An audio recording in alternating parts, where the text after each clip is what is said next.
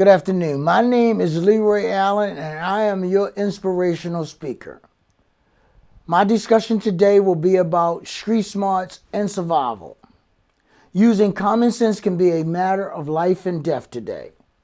My reason for this discussion is because there are too many of us dying before our time because of bad decisions that we make. It is never too late to grasp between wisdom and knowledge. Street smarts is about controlling your temperament and being aware of your surroundings at all times.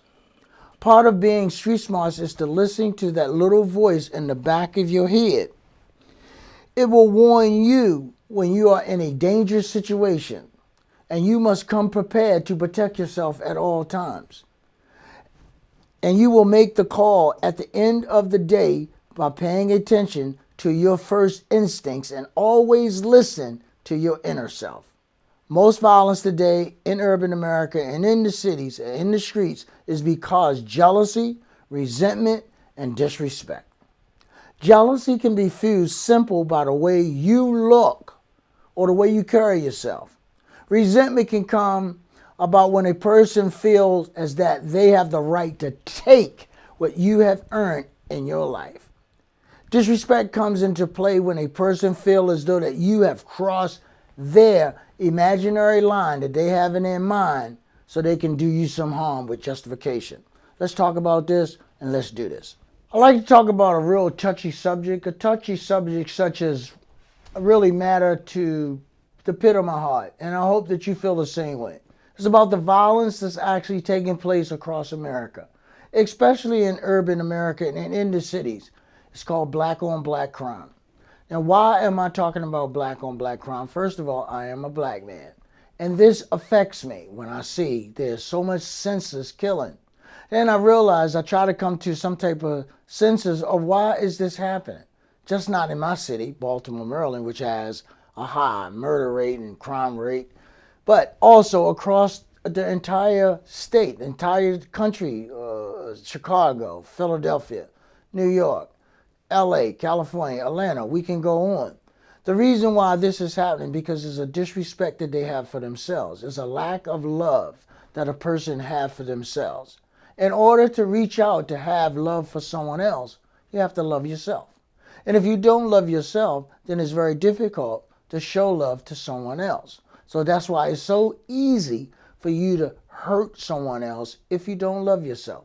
Now we can get into the situation where we have been disadvantaged and a lot of things have happened in urban America that drove us to do that.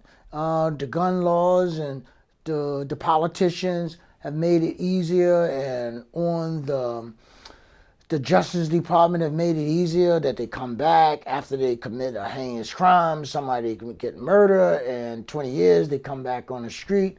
Hasn't been, they hasn't learned anything. Rehabilitation, that they say that they're going to send you to the jail for this, so when you come out society, you be a better man. But in reality, it makes you a much bitter man, is because you feel as though that something has been taken from you. And when something has been taken from you, such as your freedom, sometimes we have a tendency of really not adjusting very well to that. So sometimes we take our anger out on other people. So I can really tell you what to look for in these crazy people out here that will harm you in some shape, way, or form. One of the things is jealousy. If you are around anyone and you feel as though that they are jealous of you in any shape, way, or form, you have to reevaluate that friendship. See, because it's the same thing, resentment. Resentment, when a person resents you, it's not because they don't like the way you look. It's because of what you have accomplished. And they feel as though that they have made the call that you do not deserve what you have accomplished in life. No matter if you went to school for it, you worked overtime, you worked 16 hours, it doesn't matter of resentment. Respect. Respect is something that's in the hood, that's already talked a lot, is talked a lot about in the city, especially in the hood, about respect. This person disrespected me, that's why I did this to this person. See, respect is an imaginary line that we build for ourselves so that it justifies us for reaching out and hurting someone else. That is an imaginary line is called disrespecting. So disrespecting is something that we witness every day when you're living in the city. And the reason why I'm bringing this to you, and the reason why I'm talking this to you, is because not only I'm just telling you from my firsthand experience, but I live in the city. I've lived in the city all my life. And I've seen people die. I've seen them recover from wounds. But at some point or another, we have to realize it has to come to a point where it must stop. And the only way this is going to stop is that we have to re-educate ourselves and realize that the damage that we are doing not only hurts your family, but it hurts your loved ones. So I have a little saying that I says that when you're in a situation, you should never, ever allow your heart to overrule your mind. And what I mean that is that when you're in a situation, a bad situation, your mind is telling you, don't do this. Don't do this. And your heart is saying, I have to do this. And another thing, how do we do this? And sometimes when we do things, we regret it. Another thing that we get trapped up in, how a person look. Oh, it's because they are absolutely beautiful. Oh, he is so charming. Oh, you cannot, under any circumstances, judge this particular book. You have to judge a person by their character, especially when you feel as though that you have any situation that you feel as though that you are in danger. Now remember, at the end of the day, only you have a responsibility to protect what is given to you, which is a God-given right to live. Now, if you don't protect what is a God-given right for you to live and breathe, then therefore if you're going to find yourself, no question, around the cold people that is not here functioning anymore. So in order to enjoy life to the utmost, I really believe that you have to start within yourself. And remember, when you say that this person is not capable of that, you have to ask yourself, was there any signs that's leading up to that? Why did this person kill the whole family in the house? What led up to that? Why didn't the wife leave this guy? Or why did this guy come up to this guy in the service station and say, hey, I don't like you driving in that Mercedes. That Mercedes should be mine. Now remind you, they did not put not one penny down on the car. They haven't paid no insurance payment. And they don't have no credit check. But they want to come and take your car and take your life in the process. So my suggestion is this. Always be aware of your surroundings and what you have accomplished and what you have achieved. Now remember, in certain parts of every city, they always have the have and the have-nots. So when you go to a city where employment is high and they don't have a job and they have missed opportunities, and you're going to show them that you are really shining. You got your mink stove on and she decked out. You got the $1,000 outfit. And these people that you standing up against only have a $5 outfit on. So the jealousy will automatically subside. So one of the things that we should always do is try to avoid people that want to do us any harm whatsoever. Another topic that I want to talk about is called survival. Survival is an instinct that we have, and we have an ability within ourselves to manifest this, bring this forward. And I want to give you an example. When you are by the water and you know you can't swim, for instance, we're in a swimming pool, but yet and still you walking around the water like you can swim, but you know you can't swim. So the people think that you can swim. So in the meantime, some person come along not knowing that if you can swim or you can't swim and push you in the water. I want you to think about that for a minute. You can't swim, but they push you in the water. Immediately, your survival skills come kicking in.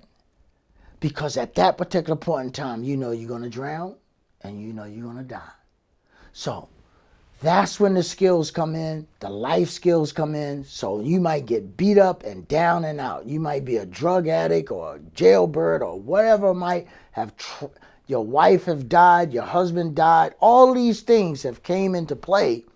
But at the end of the day, you got to mend it all together and get back on your feet and use your survival skills So survival skills means that there's always going to be another day from the tragedy. What I like to discuss is about possession or jealousy, and how I'm strictly talking to men when it comes to this, is because sometimes that you have a tendency, or we have a tendency, of trying to possess something. Now, it's okay for you to go out there and possess your car. And it's okay for you to possess your home. But it's not okay for you to try to possess another human being. And sometimes when you try to possess another human being, they may not like that very much. And see, once they don't like that very much, they get out the ramification, then you feel as though you are entitled to hurt this person. But I say this, possession is only of God. Look, you don't own nobody and nobody own anybody. So you have to allow the people to live and let live. And this is extremely important. And also it is important, if there's any signs that you feel as though that a person may hurt you, and that's man or woman, or if you got a dog and the dog is unruly, every time you turn around, the dog wait till you turn around and then bite you on the ankle.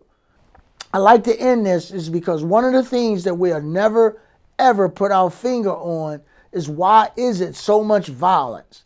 Why do Spanish people kill Spanish people? Why do white people kill white people? Why do Russians kill Russians? Why do black people kill black people? It is a vicious cycle. We only kill each other for what we feel comfortable around. So if you feel uncomfortable around black people and you black, that's who you kill. If you feel as though that you're comfortable and that is your environment, that you feel as though that I got a farm and I'm way subdued, that I am not around no violent city, but yet and still a lot of violence coming in the neighborhood. Look at an example. I'll give you a good example. Look at the school shooting. These little kids don't know anything about murder, but what they do is they take the anxiety. They take the anxiety and feel as though that their life is worthless, and they want to take somebody else's life. So all these little kids got to suffer for one. So I say to you, watch the warning signs. Do not fall into any situation where you can be a victim. The next episode that I have coming up would be spiritual awareness, and that will be episode 6, and I hope that you join me then. Thank you.